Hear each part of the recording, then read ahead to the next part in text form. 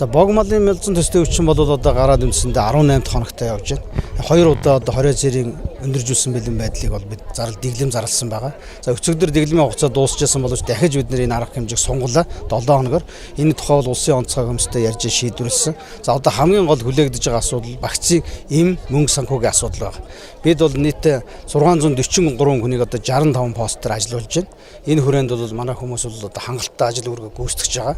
Тэгээ одоо цаашдад бол яг энэ чиглэлийн эм тарай мөнгө санхүү вакцины асуудлыг яаралтай эрт хоног шийдэхгүй бол байдал улам хөндрөх ийм байдалтай байна. Тийм учраас одоо онцгой комиссээр яриад ямар ч 7 хоногор сонголоо. Гэхдээ орон нутгийн болон одоо энэ аймаг орон нутгийн хэмжээнд явагдаж байгаа сонгуульд нэг нөлөөлөхгүйгээр сумынхаа хэмжээнд сонгуулаа зохион байгуулад явахаар гэхдээ сум хооронд хөдөлгөөлөгөө нэг хийхгүйгээр гадна дотноос нэг хүмүүс явахгүйгээр нийтийг хамарсан нэг томоохон арга хэмжээ уулзалтыг нэг хийхгүйгээр ингэж зохион байгуулъя гэж ингэж ярьсан байна. Вакцинжуулалт хийснээс хойш дахиад 21 хоног 20 цэрийн дэглэм барина гэж байгаа. Тэгэхээр энэ нь ерөнхийдөө тийм вакцинжуулснаас хойш бол ерөнхийдөө дэглэм бол баригдан. Гэхдээ өндөржүүлсэн гэсэн байдлаа бол бид нэлээд бууруулах байх гэж бодож байгаа. Ерөнхийдөө бол ариутгал одоо нөгөө юуны зарчим бол 20 цэрийн дэглэм бол байдгаараа байна.